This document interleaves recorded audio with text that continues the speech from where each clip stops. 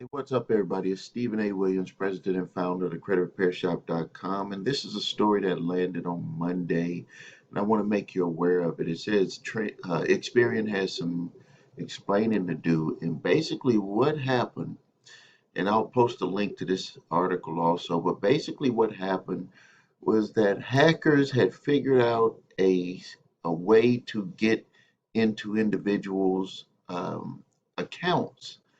And the part of the story that I think is missing is that the hackers had to actually already have the information to be able to get into an individual's account. And that was a part of the story that the writer didn't really go into too much detail about. So, to kind of briefly describe what happened is with individuals, they had noticed that they were receiving emails saying that the email had changed for their account. And they, just like anyone, they were like, I didn't request to have my email changed on my Experian account. And so, what ended up happening is that hackers figured out a way to actually access people's accounts through Experian by actually setting up another account and pretending as if that individual had somehow, forgot the email that they set up everything. But to make this whole thing work, though, because there is an authentication process when you're setting up accounts to get your credit reports. If you've ever done one of the monitoring services or you've signed up with our company and one of my reps went through the process with you, you have to answer these questions. And more than likely, unless someone guesses them right, there's usually 3 to 4 questions. It won't authenticate and it won't allow the account to open up.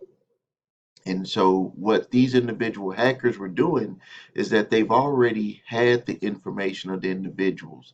Because I couldn't see this working if they didn't have the information already. So, Experian is getting the brunt of this because they're, the reporting agency.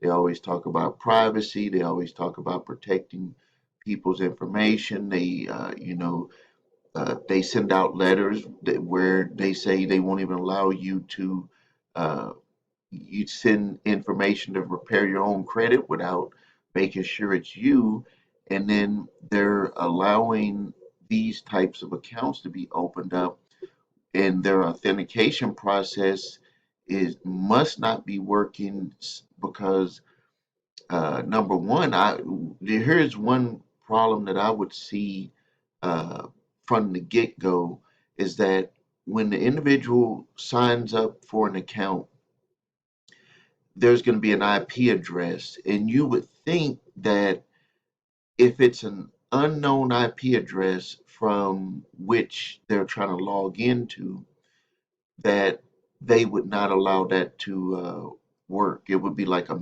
mix match. It would say, okay, you have to authenticate again. You're not going to be able to just log in directly. I know with our reps, what this is something that we experience is that the first time when we set up an account for an individual and we do this with them on the phone so it can be authenticated, we always make sure that they have all of that information for when they log in because it's going to be at a different IP address. It's going to be either on their phone or they're going to do it from their home computer, and it's going to, the monitoring services that we use. We don't use Experian, but the services that we use, and it makes them authenticate certain things again to make sure that it's them. And I know for a fact with the service that we use for our clients is that if you miss any of that, it's going to stop the access of the account. It's going to just lock it down. If anything doesn't seem to be right, it's just going to lock it down. And so even if someone had the individual's information and they're trying to log in from another area, it's not going to allow them to just log into the account because it's going to say something is not right, especially when hackers, what they're usually doing is they're usually putting their uh, browser on a private browser. They're usually overseas, or they're using servers that are overseas, and these systems that are in place are they'll pick up on that.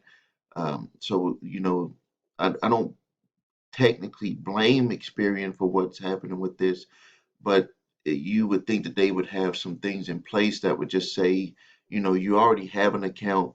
How can you set up a whole nother account? You already have one, so we're not going to allow you to do that. Because that's basically when you go through the article and you look at basically what was happening, and it states it here. It says that let's see here. It says Turner said in early June 22, he received an email from Experian saying that the email address on his account has been changed. Experian's password reset process was useless at this point because any password reset links would be sent to the new imposter's email. So th- this is where I mean, that's a big problem, because if the individual, even if someone has his information and they're trying to set up a whole new account, why would Experian allow that to even that process to go through? Because they already have an account. That's the part that just doesn't seem right, because if they already have an account, then it should pop up you already have an account, and then it's going to say, well, you have this option where your email isn't working. I mean, you don't remember your email, and then they send a reset to the email or to the phone. With the service we use, they're going to send an alert to that individual's email that they set up the account. If they can't do that, they would have to call in and authenticate with a live agent and then change that email. They would not allow you to do this the way that these hackers were doing it. So there's a breakdown somewhere. But even with that said, there's the one problem that I see is that the individual hackers had to already have this John Turner's information to even be able to get into making a new account, because there's going to be questions that's going to be asked, and if those questions, any of those questions are missed, they don't even allow you to make the account. You have to call in and do an authentication. So there was a problem on Experian's end, and then there was a problem with John Turner because his information has been hacked. And I'm pretty sure he might have gotten an alert from one of the companies from his report to say that a certain company that was on his credit report uh, database had been hacked. And so one of the benefits with the company that we use, which is IDIQ, and the link is below here. You can go to the number 3scores.com, is that if any hacks have happened, and there was one that I just did a video on the other day where it was with a car warranty service, that all of the new and used car dealers, mainly the new car dealers that sell certified cars, they sell this warranty service. They white label it, which is they put their name on it, but it's actually through this other company.